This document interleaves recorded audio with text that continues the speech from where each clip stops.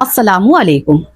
जैसा कि हमारे कुरान पाक की तख्ती नंबर 1 चल रही थी मुफरदात, तो कल हमने शीन तक पढ़ लिया था।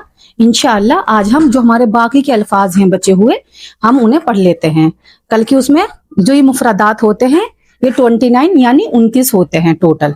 तो कल हमने शीन तक पढ़ लिया था। आज बाकी इंशाअल्लाह बताएंगे कौन सा हुर्फ मुंह के कौन से हिस्से से अदा होगा।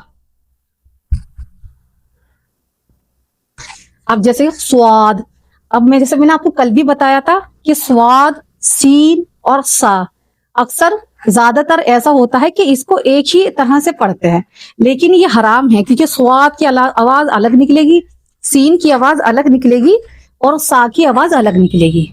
तो कल मैंने सा और सीन के बारे में बता दिया था। अब इंशाल्लाह आप स्वाद के बारे में बताएंगे। जब जबान की नोक जब ऊपर और नीचे के चारों दांतों के अंदरूनी हिस्से से लगे तो स्वाद अदा होगा।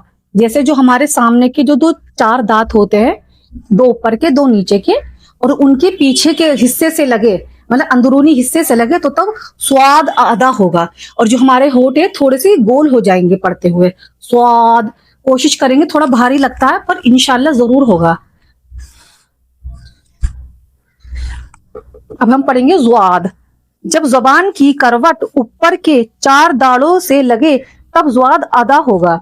यानी जो ज़्वाद है, जब हम ज़्वाद पढ़ेंगे, जो हमारी ज़बान है उसकी जो साइड की या तो इधर की या इधर की करवट दाढ़ों से लगे, ऊपर के दाढ़ों से या नीचे की दाढ़ों से, ये इस साइड की दाढ़ों से या इस साइड की दाढ़ों से, कहीं से भी लगे पर दाढ़ों में लगनी है। जुबान की साइड, जो जुबान होती है उसकी साइड दाढ़ों से लगे तो ज़्वाद अदा होगा। ये थोड़ा मुश्किल है पर इंशाल्लाह हो जाएगा। जब हम प्रैक्टिस करेंगे तो हम हो जाएगा। अब है अच्छे से, आप थोड़ा सा ही ता, त्वा और ता में बहुत ज्यादा कंफ्यूजन होती है। ज्यादातर ऐसा होता है ता और त्वा को भी एक सी अल्फाज में पढ़ते हैं।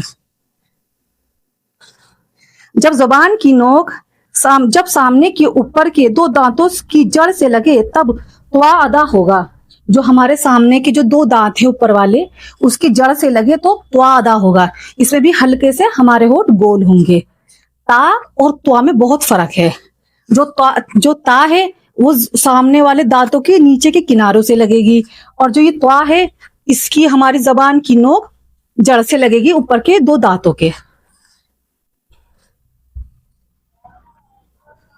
जब जबान की नोक सामने वाले 2 दांतों के किनारे से लग जब ज़्वाद अदा होगा।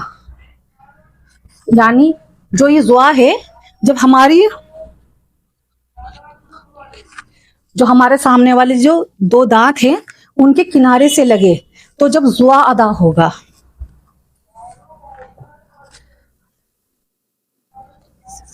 अब ये आइन है, आइन को अब जैसे अक्सर ऐसा होता है हम आइन सही से नहीं बोल पाते, लेकिन ये आइन ये हलक के अंदरूनी हिस्से से, दरमियानी हिस्से से अदा होगा। यह जो वाला हिस्सा होता है, ये हलक के जो दरमियानी हिस्सा, यहाँ से आइन इस तरह से अदा होगा ये। और ये गाइन है, ये जब मतलब आइन तो दरमियानी हिस्से से, और गाइन बिल्कुल जो हमारा मुंह का जो हिस्सा होता है एकदम जहाँ पर कौवा लटका रहता है वहां से ये अदा हुआ गाइन। जब सामने वाले ऊपर के 2 दांतों के नीचे वाले होठों के अंदरूनी हिस्से से लगे, जो ये फा है, ये हमारे नीचे के जो होठ हैं फा, तो ये हल्का सा मतलब हमारा होठ हल्का सा दबेगा। ये जब ये फा अदा होगा, ऊपर के दांतों का जो मतलब नीचे का हिस्सा है उससे लगता हुआ फा अदा होगा। अब आया काफ। जुबान का शुरू जब ऊपर के नरम तालू से लगे। अब देखिए काफ और काफ में बहुत ज्यादा फर्क है, जिसको हम एक सा ही पढ़ देते हैं और ये हराम हो जाता है क्योंकि ये बड़ा काफ है और ये छोटा काफ है। तो जो हम काफ पढ़ेंगे, जो ये हमारा हलक का हिस्सा होता है, हमारी जबान का तालु उस जो कौवा लटका रहता है उसके पास, मतलब बिल्कुल हलक के पास जाकर लगे काफ, तरी वाले हिस्से से जाकर लगे नरम तालु से, तो तभी ये काफ अदा होगा। काफ हमें मतलब महसूस करेंगे तो हमें लगेगा जो हमारा जबान है उसका जो तालु है ऊपर के नरम वाला जो हिस्सा होता है कौवे के पास का, उसके पास जाके लगेगा। और ये काफ है, ये भी मतलब बस ये थोड़ा उससे पहले अदा हो जाएगा। मतलब तो बिल्कुल हलक के पास ही अदा हुआ, ये थोड़ा उसके पहले अदा हो जाएगा। काफ, ये नॉर्मल काफ।